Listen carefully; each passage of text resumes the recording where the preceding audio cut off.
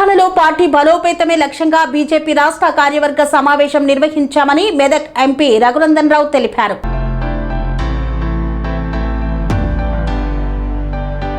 Medchal rural జిల్లా గట్కేసర్ మండలం ఔషాపూర్లోని rock convention హాల్లో భారతీయ జనతా పార్టీ తెలంగాణ రాష్ట్ర కార్యవర్గ సమావేశం ఘనంగా నిర్వహించారు. తెలంగాణ రాష్ట్ర కమిటీ ఏర్పడిన తర్వాత తొలిసారిగా జరిగిన ఈ సమావేశానికి బీజేపీ జాతీయ అధ్యక్షుడు నితిన్ నబీన్ ముఖ్య అతిథిగా హాజరై పార్టీ శ్రేణులకు మార్గనిర్దేశం చేశారు. నితిన్ నబీన్ తెలంగాణ పర్యటన ముగిసిన సందర్భంగా మెదక్ ఎంపీ రఘునందన్ మీడియాతో మాట్లాడారు. నితిన్ నబీన్ కేంద్ర మంత్రి కాదని పార్టీ జాతీయ అధ్యక్షుడిగా బూత్ స్థాయి నుండి పార్టీని మరింత బలోపేతం చేసే అంశాలపైనే కార్యకర్తలకు సూచనలు చేశారని తెలిపారు. అనంతరం కాంగ్రెస్ ప్రభుత్వంపై విమర్శలు గుప్పించిన రఘునందన్ కాళేశ్వరం ప్రాజెక్టుపై పూర్తిస్థాయి విచారణ విషయంలో ప్రభుత్వం ఎందుకు వెనకడుగు వేస్తుందో ప్రజలకు సమాధానం చెప్పాలని డిమాండ్ చేశారు. హుస్నాబాద్ ఎమ్మెల్యే మంత్రి పొన్నం ప్రభాకర్ తన నియోజకవర్గానికే పరిమితమయ్యారని రాష్ట్ర ప్రయోజనాలపై దృష్టి పెట్టాలని సూచించారు. అలాగే స్పెషల్ ఇన్సెంటివ్ రివిజన్ ప్రక్రియపై పూర్తి అవగాహనతోనే మాట్లాడాలని,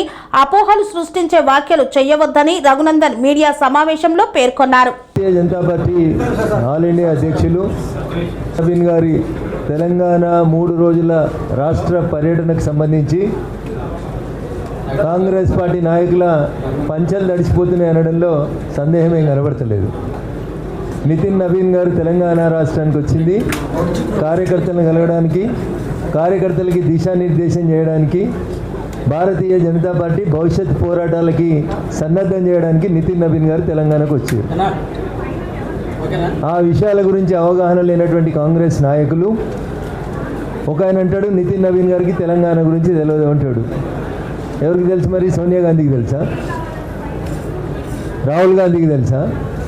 తెలిస్తే కాళేశ్వరం కట్ట మీదకి వచ్చి కేసీఆర్ దగ్గర 1,00,000 కోట్లు వసూలు చేసి పేద ప్రజలకు పథకాలు పంచుతామని చెప్పినటువంటి రాహుల్ గాంధీ గారి మాట దాదాపు సగం పరిపాలన అయిపోయిన తర్వాత మరి 50,000 కోట్లనే వసూలు చేయాలి కదా కాంగ్రెస్ పార్టీ రేవంత్ రెడ్డి గారు.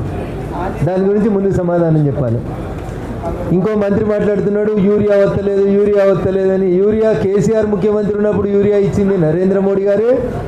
ఇలా రేవంత్ రెడ్డి గారు ముఖ్యమంత్రి అయిన తర్వాత యూరియా ఇస్తుంది కూడా నరేంద్ర మోడీ గారే. తెచ్చిన యూరియాని పంచడం చేతకాకది అనుకుంటుంది కాంగ్రెస్ పార్టీ మంత్రులు, కాంగ్రెస్ పార్టీ నాయకులు, వీళ్ళ నాయకత్వంలో ఉన్నటువంటి ప్రభుత్వ అధికారులు. ముఖ్యమంత్రికి మంత్రులకు మధ్యన శృతి లేదని అధికారులకు అర్థమైన తర్వాత యూరియా కోసం చెప్పుల లైన్లు వస్తాయి తప్ప ఇంకొకటి రావు. ఎంపీలు ఏం చేస్తున్నారు? మీరేం చేస్తున్నారు? మరి మంత్రులు మిమ్మల్ని ఎన్నుకునేది ఎందుకు ప్రజలు? వచ్చిన యూరియా పంచడం చేత కాకపోతే మీరు పక్క జరుగురు, మేము నిలబడి పంచుతాం. చెప్పురి లెక్క 10 ఏళ్ల టీఆర్ఎస్ పాలనలో కేంద్రం ఇచ్చిన యూరియా ఎంత, ఇప్పుడు ఇస్తున్నటువంటి యూరియా ఎంత? ఎక్కడైనా తేడా ఉందా చెప్పుండ్రి. మీ దగ్గర కంటింజెన్సీ ప్లాన్ వ్యవసాయ శాఖ దగ్గర లేదు. ఎన్ని ఎకరాలలో వరేస్తున్నారు, ఎన్ని ఎకరాలలో సోయాబీన్ వేస్తున్నారు, ఎన్ని ఎకరాలలో సన్ఫ్లవర్ వేస్తున్నారు, ఎన్ని ఎకరాలలో మొక్కజొన్నలు వేస్తున్నారు. ఓ కంటింజెన్సీ ప్లాన్ని రెడీ పెట్టుకొని యూరియా ఎంత కావాలి, దుక్కిమంది ఎంత కావాలి, పొటాష్ ఎంత కావాలి, ఓ కంటింజెన్సీ ప్లాన్ పెట్టుకొని ఏ జిల్లాలో ఏం పండుతున్నాయి, ఏ జిల్లాకి ఏం పంపాలనేది ఆలోచించాల్సినటువంటి రాష్ట్ర కేబినెట్ మంత్రులు ఒక ఆయన తూర్పు అంటాడు, ఒక ఆయన పడమర అంటాడు, ఏది పడితే అది మాట్లాడుతూ ఉంటారు. సో అందుకని నేను చాలా సందర్భాల్లో చెప్పినా మళ్ళీ చెప్తా ఉన్నా, కాంగ్రెస్ అంటేనే కరప్షన్, కాంగ్రెస్ అంటేనే శృతి లేనటువంటి సంసారం. గతి లేకపోతే చేయొచ్చు కానీ శృతి లేకపోతే సంసారం చేయరాదు. అది కాంగ్రెస్ పాలనలో జరుగుతుంది. చేయకపోతే మీరు తెచ్చేదేంది? ఇచ్చింది భారత ప్రభుత్వం, అనౌన్స్ చేసింది భారత ప్రభుత్వం. సమ్మక్క సారక్క గిరిజన యూనివర్సిటీని ఇచ్చింది నరేంద్ర మోడీ గారు కేంద్ర ప్రభుత్వం. వరంగల్లో కాజీపేటలో కోచ్ ఫ్యాక్టరీ ఇచ్చింది కేంద్ర ప్రభుత్వం. భూమి ఇయ్యక పోయినాడు సతాయిస్తే వచ్చిన మీరు కూడా 3 ఏళ్ళు సతాయించిండ్రు. మీరు వచ్చి ఇంకా మేము తెచ్చినాం. మీరు తెచ్చేదేంది? బుల్లెట్ ట్రైన్లు కూడా మేమే ఇచ్చినాం. మీకు బుల్లెట్ ట్రైన్ అనే అవగాహన లేనప్పుడు మేము తెలంగాణకి 3 బుల్లెట్ ట్రైన్లు ఇచ్చినాం. ఓ రైల్ కార్పొరేషన్ ఏర్పాటు చేసినాం. ఎన్ రూట్ మ్యాప్లు ఫిక్స్ చేస్తా ఉన్నాం. తెలంగాణ డెవలప్మెంట్ కోసం భారతీయ జనతా పార్టీ, భారత ప్రభుత్వం నరేంద్ర నాయకత్వంలో 100% కట్టుబడి ఉంది. ఎప్పటికి ఇదే ఏడుపు. కిషన్ రెడ్డి ఇంటి ముంగట వడ్లు మొత్తం ఎంపీలు ఏం చేస్తున్నారు? మరి మీరేం చేస్తున్నారు? గుడిగాడుదల పనులు పంపుతారా? మీరంతా తీసుకురండి ఒకసారి. మా ఇళ్ళ ముందుకి ఏమన్నా తీసుకొస్తే మీరు ఉంటారా పోతారా అప్పుడు చూపెడతాం మేము. మేము నిజాయితీగా పనిచేస్తున్నాం, తెలంగాణ ప్రజల పక్షాన పనిచేస్తున్నాం. ఆదిలాబాద్ ఎయిర్పోర్ట్ మేమే తెస్తున్నాం, వరంగల్ ఎయిర్పోర్ట్ మేమే తెస్తున్నాం, 3 బుల్లెట్ ట్రైన్లు మేమే తెస్తున్నాం, చెర్లపల్లి టెర్మినల్ ఇచ్చింది మేమే, రేపు నాగులపల్లి టెర్మినల్ ఇచ్చేది కూడా మేమే. మీరేం చేశారు? ఏమవుతుంది మీకు? వచ్చిన యూరియా వంచడం చేతగాక నితిన్ నవీన్ గారి గురించి మాట్లాడేంత గొప్ప స్థాయికి ఎదిగినట్టు మీరు మాట్లాడుతున్నారు. రమ్మను me all India Congress committee అధ్యక్షుడిని, మా అధ్యక్షుడిని పిలుస్తాం. ఎవరికి నడవస్తుంది, ఎవరికి మాట్లాడొస్తుంది, ఎవరికి కూర్చోవస్తుంది, ఎవరికి పరిగెత్తి వస్తుంది, ఎవరికి సమస్యల మీద అవగాహన ఉందో ఒకసారి పెడదాం. పట్టు 1-to-1 డిబేటు. కూర్చోరానోళ్ళు, నడవరానోళ్ళు, లేవరానోళ్ళు, ఎన్నడూ ఎన్నికలలో గెలవనోళ్ళు, అడ్డదారిలో వచ్చిన వాళ్ళు, వీళ్ళు కూడా మా గురించి మాట్లాడుతుంటే ఎట్లా? అందుకని ఒకటంటే 4 అనడానికి భారతీయ జనతా పార్టీ ఎంపీలు సిద్ధంగా ఉన్నారు. నితిన్ నవీన్ గారు వచ్చింది భారతీయ జనతా పార్టీ సంస్థాగత వివరాలు మా కార్యకర్తలను చూడడానికి. వారు మంత్రి కాదు, వారు అభివృద్ధి కార్యక్రమాన్ని సమీక్షించడానికి రాలేదు. ఈ మాత్రం కూడా మంత్రులకు అవగాహన లేకపోతే ఎవడేం చేస్తాడన్నా? ఇది కాంగ్రెస్ నాయకులకి, కాంగ్రెస్ మంత్రులకు ఉన్నటువంటి అవగాహన. మా పార్టీ నాయకులతోటి మేము వితిన్ ద 4 వాల్ సమావేశం పెట్టుకొని పార్టీ భవిష్యత్తు 2 సంవత్సరాల్లో ఎట్లా పనిచేయాలని మేము దశని నిర్దేశించుకుంటుంటే నితిన్ నవీన్ గారు అభివృద్ధి మీద మాట్లాడతలేరు. అరిగిపోయిన రికార్డు, ఢిల్లీకి రూపాయి అయితే మాకు 3 పైసలు వస్తున్నాయి, 30 పైసలు వస్తున్నాయి. మరి కొడంగల్కి 5,000 కోట్లు ఎట్లా పోయినాయో పొన్నం చెప్పాలి. హుస్నాబాద్కి వచ్చినాయి 5,000 కోట్లు చెప్పాలి పొన్నం. 119 నియోజకవర్గాలకు ఎమ్మెల్యే కదా. మరి మేడ్చల్ పైసలు మేడ్చల్కే, వికారాబాద్ పైసలు వికారాబాద్కే, రంగారెడ్డి పైసలు రంగారెడ్డికే, సంగారెడ్డి పైసలు సంగారెడ్డికే అంటే నీ హుస్నాబాద్కి పైసలు ఎట్లొస్తాయి పొన్నం? అది ఆలోచించు ఒకసారి. ఆదిలాబాద్కి పైసలు ఎట్లొస్తాయి ఒకసారి ఆలోచించు. అందుకని తలా తోకలేని మాటలు మాట్లాడి జనాల లోపల ఏదో పర్సెప్షన్ డెవలప్ చేయడానికి ప్రయత్నం చేస్తే బాధ్యత గల మంత్రులుగా పనిచేస్తున్నటువంటి మీకు తగదని చెప్పి ఈ సందర్భంగా హెచ్చరిస్తా ఉన్నాం. 2 ఏళ్ల ముందే కాంగ్రెస్ వాళ్ళకి అర్థమవుతుంది వాళ్ళ పునాదులు కదులుతున్నాయని. కాంగ్రెస్కి రేవంత్ రెడ్డి గారు చివరి ముఖ్యమంత్రి అని, భవిష్యత్తులో మళ్ళీ ఒక 2 దశాబ్దాల దాకా కాంగ్రెస్ అనే పేరు తెలంగాణ రాష్ట్రంలో వినబడదని అర్థమైంది. కాబట్టి ఓ పక్కన విప్పులు, ఓ పక్కన మంత్రులు ఆగమాగమై గాలి గత్తరకు తిరిగినట్టు తిరుగుతూ ఉన్నారు తప్ప వీళ్ళకు ఒక అవగాహన లేదు, వీళ్ళకు ఒక కంటింజెన్సీ ప్లాన్ లేదు. జూన్లో ఏం చేయాలో తెలియదు, జూలైలో ఏం చేయాలో తెలియదు, వాన పడితే ఏం చేయాలో తెలియదు, వాన రాకపోతే ఏం చేయాలో కూడా తెలియదు. ఇది కాంగ్రెస్ మంత్రులకి వ్యవసాయం పట్ల ఉన్నటువంటి అవగాహన. దురదృష్టం ఇట్లాంటి ప్రభుత్వం తెలంగాణ ప్రజలు. Thank you.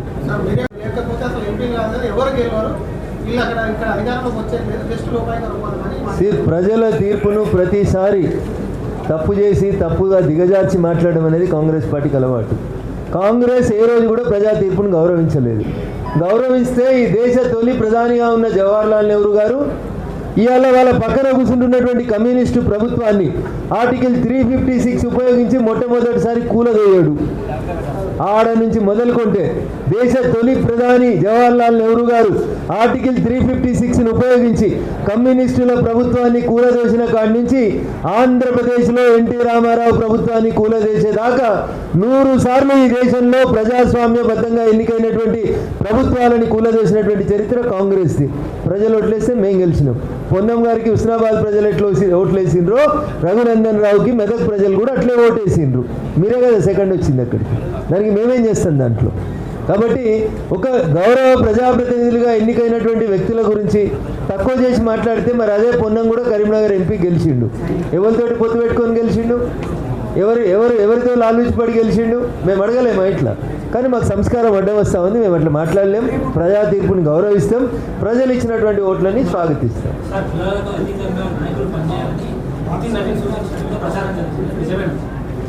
Within the 4 walls కార్యకర్తలకి వారు చేసినటువంటి దిశానిర్దేశంలో ఎక్కడ కూడా కులాల గురించి కానీ మతాల గురించి కానీ భారతీయ జనతా పార్టీ నాయకత్వం ఎక్కడ కూడా మాట్లాడలేదు.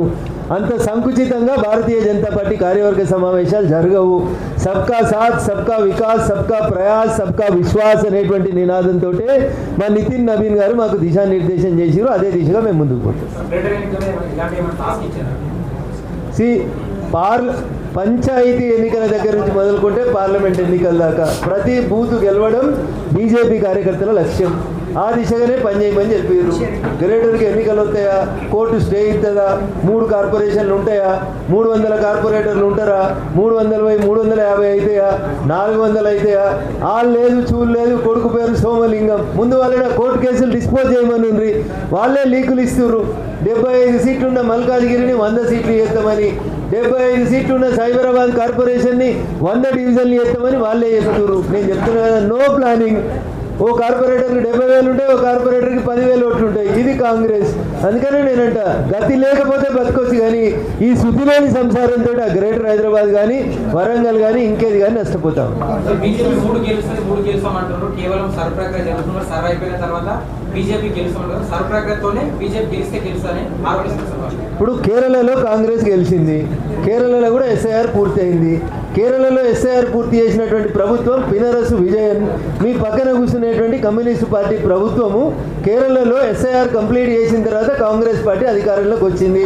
అంటే మీరు ఏం చెప్పదలుచుకున్నారు? పినరసు విజయన్ గారు కమ్యూనిస్టు వాళ్ళ ఓట్లు తీసేసి కాంగ్రెస్ వాళ్ళ ఓట్లు పెంచి కాంగ్రెస్ని గెలిపించారు అని చెప్పదలుచుకున్నా. ఎంత అవగాహన లేని వ్యక్తులు మాట్లాడుతున్నారు అంటే ఎస్ఐఆర్ మీద. ఎవరు రాష్ట్రంలో అధికారంలో ఉంది? కాంగ్రెస్ పార్టీ అధికారంలో ఉంది. ఎస్ఐఆర్కి పోతున్నటువంటి బిఎల్ఓలు ఎవరు? రాష్ట్ర ప్రభుత్వ ఉద్యోగులు. అంటే నీకు నీ రాష్ట్ర ప్రభుత్వ ఉద్యోగుల మీద నీకు విశ్వాసం లేదు. ఎస్ఐఆర్ ఎవరు చేస్తారు? భారతీయ జనతా పార్టీ చేస్తుందా? భారతీయ జనతా పార్టీ నాయకులు చేస్తారా? బిఎల్ఓలు చేస్తారు. బిఎల్ఓలను నియమించేది ఎవరు? ముఖ్యమంత్రి. ముఖ్యమంత్రి ఎవరు? రేవంత్ రెడ్డి మీ పార్టీడే కదా. మీ పార్టీవాడు పెట్టిన బిఎల్ఓ పక్క పార్టీవాడు గెలిస్తేందుకు పనిచేస్తాడా? ఇది కాంగ్రెస్ పార్టీకి ఎస్ఐఆర్ మీద ఉన్నటువంటి అవగాహన. వెస్ట్ బెంగాల్లో తృణమూల్ కాంగ్రెస్ అధికారంలో ఉన్నప్పుడు ఎస్ఐఆర్ జరిగింది. తృణమూల్ కాంగ్రెస్ పెట్టినటువంటి వాళ్ళే బిఎల్ఓలుగా పనిచేసిర్రు. తృణమూల్ కాంగ్రెస్ ఓడిపోయింది. అంటే ఆమె బీజేపీకి ఓట్లు వేయమని చెప్పి ముస్లిమ్స్ ఓట్లు తీసేసిందా? ఏం మాట్లాడతారన్నా మోకాలకి బోడిగుండుకు లింక్ పెట్టి. హైదరాబాద్లో ఓటు వేయాలనుకునే వాళ్ళందరూ హైదరాబాద్లో ఓటు ఎన్రోల్ చేసుకుంటున్నారు. ఆంధ్రప్రదేశ్కి సంబంధించిన వాళ్ళు ఆంధ్రప్రదేశ్లో ఓటు కావాలనుకుంటే ఆంధ్రప్రదేశ్లో ఎన్రోల్ చేసుకుంటున్నారు. కాదు, చాలామంది ఆంధ్ర ప్రాంత మిత్రులు మేము హైదరాబాద్లోనే ఓటేస్తాం, మాకు ఆంధ్రప్రదేశ్లో వద్దంటున్నారు. వాళ్ళ ఓట్లు కూడా ఎన్రోల్ అవుతున్నాయి. జిల్లాలకు వెళ్ళొచ్చి భాగ్యనగరంలో ఉండాలని వచ్చిన వాళ్ళు జిల్లాలకు పోతున్నారు. క్వైట్ న్యాచురల్గా హైదరాబాద్లో ఓట్ల సంఖ్య తగ్గుతుంది. దానికి బీజేపీకి అనుకూలంగా ఉండే వాళ్ళు ఓట్లు ఉన్నాయి, అనుకూలంగా లేని వాళ్ళ ఓట్లు పోయినాయని వాళ్ళు మాట్లాడదలుచుకుంటే మేమేం చేస్తామన్నదాన్ని.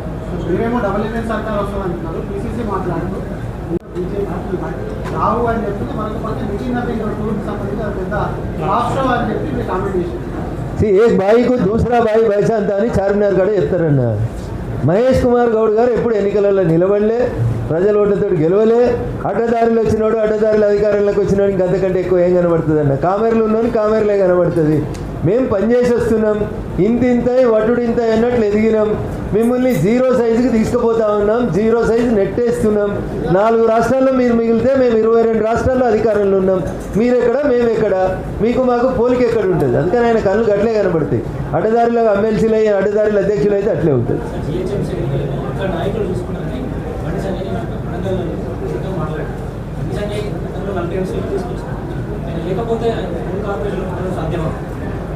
భారతీయ జనతా పార్టీ కమలం గుర్తు మా నాయకుడు. కమలం గుర్తును ముందు పెట్టుకొని భారతీయ జనతా పార్టీ బండి సంజయ్ గారు ఉన్నా, కిషన్ రెడ్డి గారు ఉన్నా, లక్ష్మణ్ గారు ఉన్నా, ఈరోజు రామచంద్రరావు గారు ఉన్నా, మా నాయకుడు కమలం గుర్తు. Nation first, party next, individuals last అనే నినాదంతో ఆ రోజు, ఈరోజు, రేపు కూడా భారతీయ జనతా పార్టీ పనిచేస్తుంది. కార్యకర్తలే బండి సంజయ్లు, కార్యకర్తలే కిషన్ రెడ్డిలు, కార్యకర్తలే నాయకులై కథను నడిపిస్తారు తప్ప ఇంకొకటి కాదు. మా పార్టీలో ప్రతి కార్యకర్త అవకాశం వచ్చినప్పుడు నరేంద్ర మోడీ అంత గొప్పగా పనిచేస్తారు. కాబట్టి మీరంతా దాని గురించి పెద్ద టెన్షన్ పడాల్సింది ఏం లేదు. Nothing more about the individual.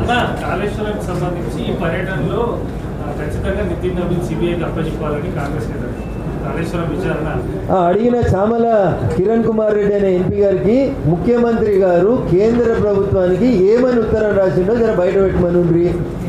ముఖ్యమంత్రి గారు 3 పిల్లర్లు కూలిపోయిన కాడనో 3 బారేజీల మీదనో ఎంక్వైరీ చేయమని రాసింది తప్ప కాళేశ్వరం డిపిఆర్ దగ్గర నుంచి కాళేశ్వరంకు చెల్లించిన ప్రతి రూపాయి మీద విచారణ జరుపమని అడిగేటువంటి అధికారం దమ్ము ధైర్యం కాంగ్రెస్ పార్టీకి లేదు. ఎందుకంటే కాళేశ్వరం ప్రాజెక్టుని కట్టినటువంటి కంపెనీ రేపు రేవంత్ రెడ్డి గారి మానస పుత్రిక అని చెప్పేటువంటి మూసీ రీజనరేషన్ ప్రాజెక్ట్ అనేది కూడా కాళేశ్వరం కట్టిన కంపెనీ కడుతుంది. అందుకని రేవంత్ రెడ్డి గారు కాళేశ్వరం ప్రాజెక్టు మీద విచారణ ఈ రోజు కాదు ఏ రోజు కూడా చేయలేడు. కాబట్టి అది ఉత్తుత్తి మాటలు, నువ్వు కొట్టినట్టు చేయి నేను ఏడ్చినట్టు చేస్తా అంటాడు. ఎంతెంత ఎగిరిండు రేవంత్ రెడ్డి. 6 నెలల చెర్లపల్లిలో ఇందిరమ్మ ఇల్లు కట్టిస్తా అన్నాడు. ఇవాళ దాకా 6 నెలలు కాలే, చెర్లపల్లిలో ఇందిరమ్మ ఇల్లు రాలే. ఆ కార్ల పంచాయతీలో తీసుకుపోయి కేటీఆర్ను జైలు ఎత్తా అన్నాడు. కాళేశ్వరంలో కేసీఆర్ని హరీష్ని ఎత్తా అన్నాడు. ఒక్కరిని అరెస్ట్ చేసిండు అన్న. ఒక్క కాంగ్రెస్ వాళ్ళు అధికారంలోకి వచ్చిన 2.5 ఏళ్ళ ఒక్క టీఆర్ఎస్ నాయకుల్ని అరెస్ట్ చేసిరేమో చెప్పు. అదే కూలిపోయిన బరాజ్ మీదకి రాహుల్ గాంధీని తెచ్చి చెప్పిండు. ఏమని చెప్పిండు? 1,00,000 కోట్లు కక్కిస్తాము అన్నాడు. అన్నా నీకు 5 ఏళ్ళు ఇచ్చిర్రు, 5 ఏళ్ళల్లో 2.5 ఏళ్ళు అయింది. లక్షల సగం కక్కిండా కేసీఆర్ అనేటోడు? కక్కియలే కదా. అంటే ఎవరితో ఆలోచపడుతుండ్రు? బీఆర్ఎస్ ఒక నాణానికి బొమ్మ బొరుసులు తప్ప మేము సొంతంగా అధికారంలోకి వస్తాం. తప్పకుండా తెలంగాణ రాష్ట్రంలో భారతీయ జనతా పార్టీ జెండాను ఎగరేస్తాం.